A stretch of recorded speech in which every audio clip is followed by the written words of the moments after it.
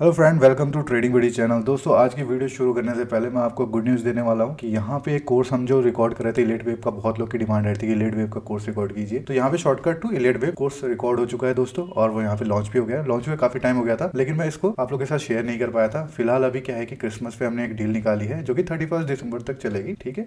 और इसमें क्या है कि आपको दोनों कोर्स, जो कि हमारा शॉर्टकट टू थर्ड स्टेज और शॉर्टकट टू इलेट वेव, दोनों का कॉम्बिनेशन खरीदते हैं तो आपको ये 20,000 में ही मिल जाएगा, जो कि आपको 55% से भी ज्यादा डिस्काउंट पड़ रहा होगा। नहीं तो 40% डिस्काउंट पे दोनों इंडिविजुअल कोर्स अवेलेबल है। आप चाहो तो यहाँ पे कर सकते हो। इलेट वेब थ्योरी के बारे में आपको कितना भी इंट्रोडक्शन दो वो कम ही पड़ेगा। आप चाहो तो यहाँ पे जाके इस कोर्स को आप यहाँ पे डेमो भी ले सकते हो दोस्तों। तो यहाँ पे एनरोल करके आप इस कोर्स का डेमो ले सकते हो इलेट वेव का। तो इस कोर्स की दोस्तों खास बात क्या है कि इसमें मैंने आपको अभी जो मार्केट की कंडीशन है इलेट वेव के हिसाब से, हमने यहाँ पे काफी हद तक प्रेडिक्ट करा था कि यहाँ से एक डिप आनी चाहिए, और वो डिप आ भी गई है दोस्तों। और उसके बारे में आगे भी बात की है कि ये करेक्शन कहाँ तक जा सकता है और करेक्शन अनफोल्ड होने के बाद क्या हो सकता है, ठीक है। तो अगर आप इलेट वेव का कोर्स लेते हो तो आपको ये एनालिसिस रेगुलर बेस पे आपको मिलती रहेगी। तो दोस्तों, अगर आप इस पीरियड में अगर कोर्स को खरीद लेते हो तो इसमें अभी कोई वैलिडिटी नहीं है दोस्तों। अनलिमिटेड वैलिडिटी के साथ ये कोर्स अवेलेबल है, और इस कोर्स में मैं आपको रेगुलर बेस पे इलेट वेव की एनालिसिस, मार्केट में निफ्टी की एनालिसिस इलेट वेव के हिसाब से कैसे हो सकती है उसको मैं आपके साथ शेयर करता रहूंगा, जिससे आपको कोर्स के साथ साथ लाइव मार्केट में सीखने को भी मिलेगा। तो हमने यहाँ पे शेयर भी किया था दोस्तों कि ये फिफ्थ वेव चल रही है,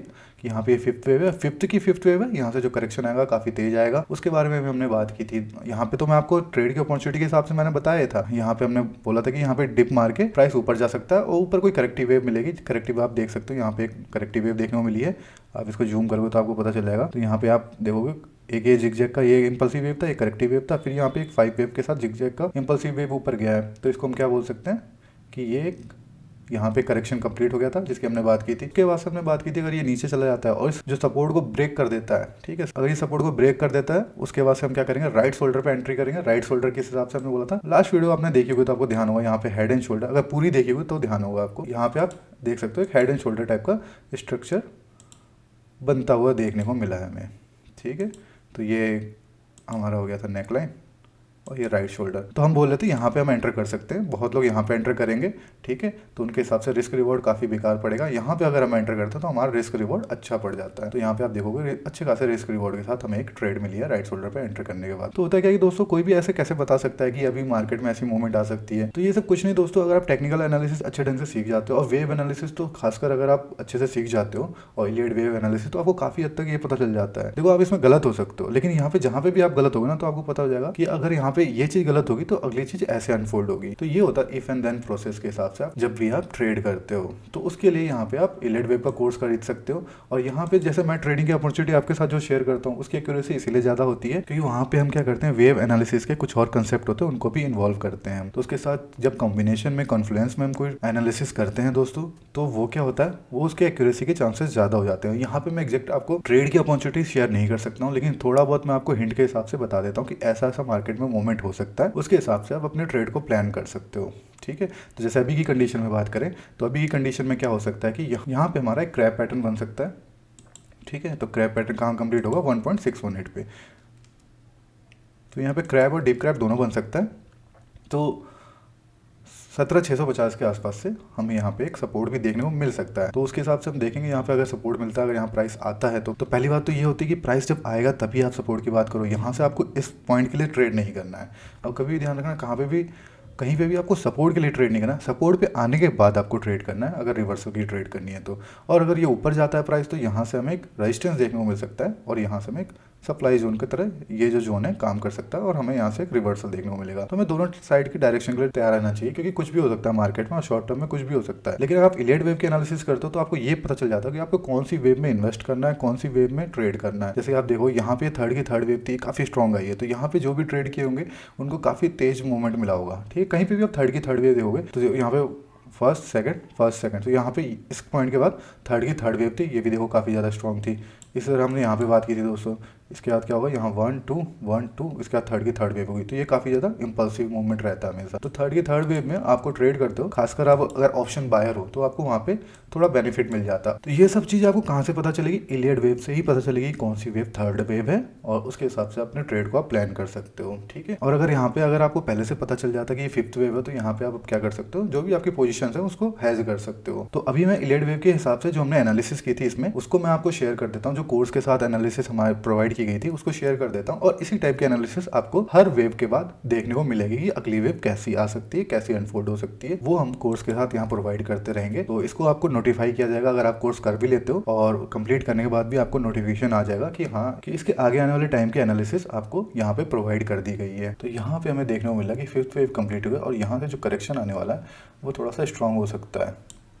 तो करेक्शन का भी आप देख सकते हो, यहाँ पे फर्स्ट वेव हो गई है, ये सेकंड वेव हो गई है, उसके से 1 2 1 2 का स्ट्रक्चर चल रहा है, या फिर 1 2 3 4 5 इस टाइप का स्ट्रक्चर मिलेगा। तो हो सकता है यहाँ पे 5 का स्ट्रक्चर देखने को मिले, या फिर हो सकता है यहाँ पे 3 का स्ट्रक्चर दिखा के फिर यहाँ 3 का स्ट्रक्चर दिखा के फिर एक करेक्शन नीचे की तरफ आए। लेकिन चांसेस क्या देखने को मिल रहे हैं कि जनरली क्या होता है, जो 5th वेव होती है दोस्तों, 5th वेव का जो करेक्शन आता है वो इसके लो तक आ सकता है, ठीक है। तो 4th वेव के लो तक भी आ जाता है कई बार। तो ये देखना होगा दोस्तों इसकी वेव कैसे अनफोल्ड हो रही है, इसकी एनालिसिस मैं आपको यहाँ पे प्रोवाइड करता रहूँगा। फिलहाल यहाँ से इसके नीचे से हमें एक बाउंस टाइप का देखने को मिल सकता है। फिलहाल हम ये देखेंगे अगर यहाँ पे 5 वेव में अनफोल्ड हो रहा है तो यहाँ पे जिगजैग पैटर्न बनेगा, और अगर 3 वेव में अनफोल्ड हो रहा है तो यहाँ पे एक फ्लैट पैटर्न बनेगा। तो यहाँ पे जिगजैग पैटर्न बनने के चांसेस ज़्यादा लग रहे हैं दोस्तों।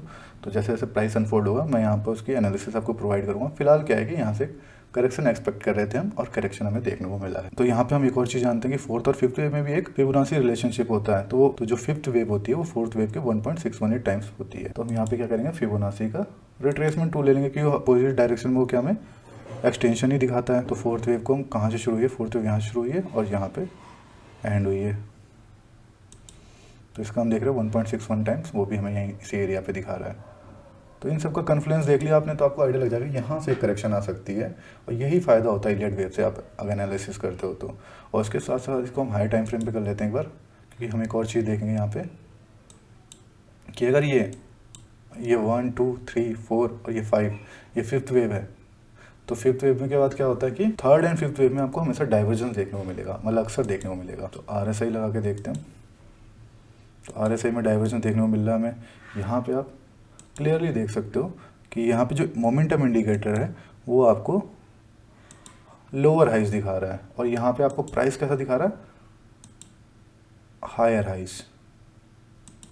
तो यहाँ पे क्या चांसेस बन रहे हैं कि यहाँ पे एक हमें गिरावट देखने को मिले, और अगर हमें यहाँ से गिरावट देखने को मिलती है तो गिरावट के अगर हमें देखने को मिलती है तो उसको हम वेव को देखेंगे कि वो वेव कैसे अनफोल्ड हो रही है। उसके बाद से हमें आइडिया लग जाएगा कि वो कहाँ पे कंप्लीट हो सकती है, तो वहाँ से हमारा फिर से एक ट्रेड बुलिश बन सकती है।